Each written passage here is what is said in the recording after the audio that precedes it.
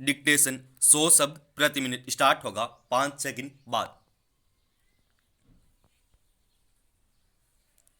Start. 20वीं सदी वैज्ञानिक और तकनीकी परिवर्तन की शताब्दी थी।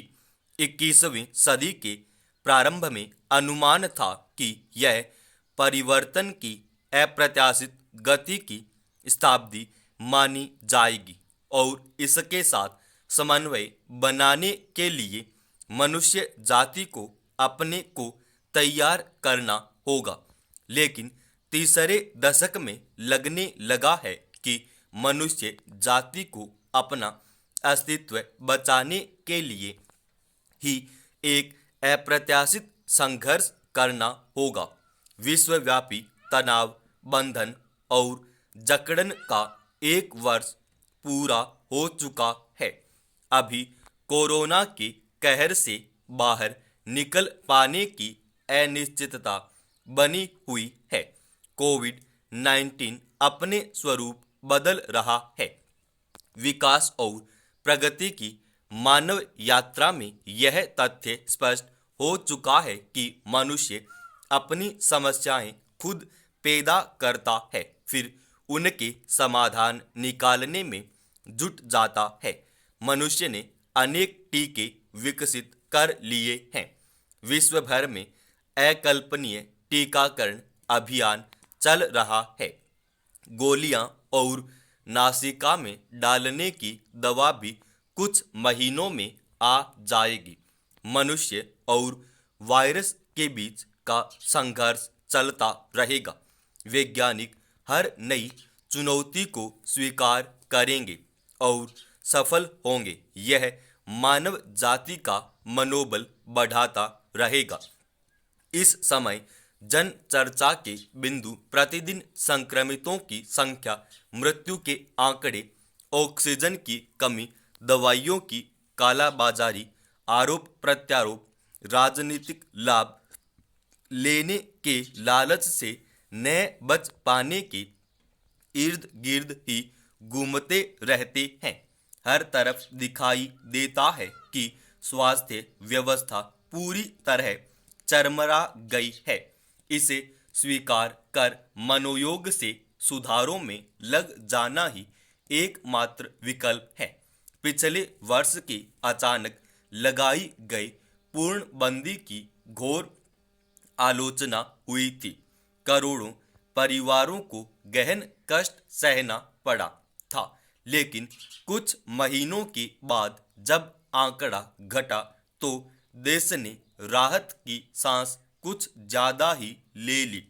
कई महीनों से घरों में कैद लोग घरों से निकल पड़े। यह भुला दिया गया कि अनेक देशों में कोरोना की दूसरी लहर पहले से अधिक भयावह साबित हो चुकी है। संक्रमित फिर तेजी से बढ़ रहा है और अब संक्रमितों की संख्या 4 लाख तक पहुंचने को है। जिस तेजी से हमें स्वास्थ्य व्यवस्था में सुधार जारी रखना था, वह हमारी संस्कृति की भेंट चढ़ गया। परिणाम स्वरूप अप्रैल 2021 के तीसरे सप्ताह में ऑक्सीजन की कमी को लेकर जो स्थिति बनी वह देश के लिए शर्मनाक थी। यह निश्चित रूप से अनेक मरीजों की मृत्यु का कारण बनी। टीके बनाने में भारत विश्व का पहले नंबर का देश है। निश्चित रूप से उसके पास हर प्रकार के वायरस व्यवहार का अध्ययन करने वाले सर्वश्रेष्ठ शोधकर्ता और विद्वान उपलब्ध हैं। कोरोना की पहली लहर के बाद जो योजनाएं बनी थीं, उनमें अधिक ऑक्सीजन की आवश्यकता की समझ शामिल थी। फिर भी वे ठंडे बस्ते में डाल दी गई थी। यह अब उजागर हुआ है। कितने ही जीवन इस संवेदनशीलता की भेंट चढ़ चुके हैं। दूसरी लहर से मुकाबला करने के लिए जिस गति और गतिशीलता से तैयारी होनी थी, उसमें शिथिलता के कारण ही आज विश्व भर में भारत की स्थिति लगभग दयनीय हो गई है। केवल कुछ महीने भारत विश्व के अनेक देशों को टीके पहुंचाकर उनकी सद्भावना अर्जित कर रहा था। अगर संबंधित विशेषज्ञ निर्णायक स्थिति में थे तो भावी परियोजनाओं में ऑक्सीजन की कमी जैसी स्थितियां कैसे बनी? अगर वे निर्णय लेने वाले नहीं थे तो कौन थे? और भविष्य में तकनीकी और व्यावसायिक विषयों में निर्णय लेने की प्रक्रिया में क्या नए ढंग से सोचा जाएगा? दिल्ली की राज्य सरकार जिस प्रकार ऑक्सीजन संयंत्रों को, जिनके लिए स्वीकृति और धन दोनों उपलब्ध थे, कार्यशील कर पाने में क्यों असफल रही? अगर वहां उचित स्तर पर किसी ने इसके महत्व को समझा होता तो देश में ऑक्सीजन की कमी से कोई मृत्यु नहीं होती।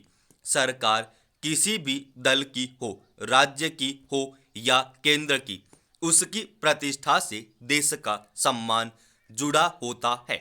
प्रजातंत्र में नीतिगत निर्णय लेना सरकारों का उत्तरदायित्व है। उसमें यह भी निहित है कि उसके पीछे विशेषज्ञ समूह की राय अत्यंत महत्वपूर्ण होती है। कोरोना संबंधित नीतिगत निर्णयों को नौकरशाही को क्रियान्वित करना था। उसे शिथिलता की जिम्मेवारी क्यों नहीं लेनी चाहिए? रही विभिन्न स्तर पर राजनीतिक नेताओं की बात, तो उसके बारे में उत्तरदायित्व निर्धारण तो जनता ही करेगी। कोरोना ने मनुष्यों को बहुत कुछ सिखाया पढ़ाया है। अब यह मनुष्य पर है कि वह इसमें से कितना कुछ समझ पाता है और व्यावहारिक भविष्य दृष्टि विकसित कर पाता है। पहला पाठ तो हमारी कार्य संस्कृति को लेकर ही उभरता है।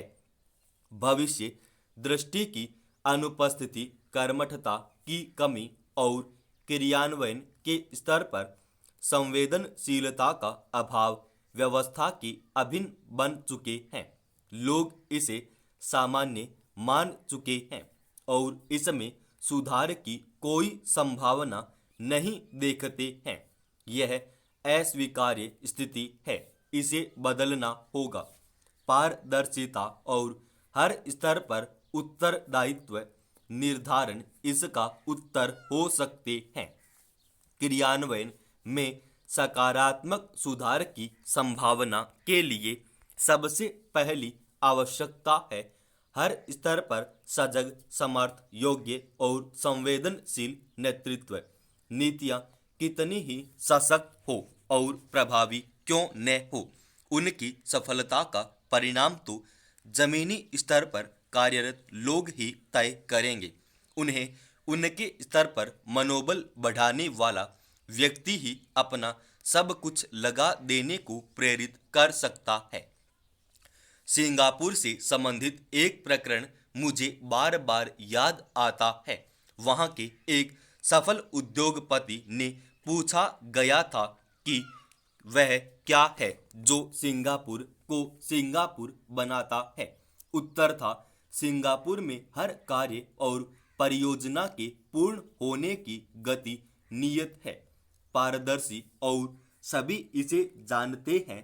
किसी भी दबाव में या किसी भी अक्षमता, शिथिलता या आचरण दोष के कारण उसमें देरी या जल्दी संभव नहीं है। समाप्त।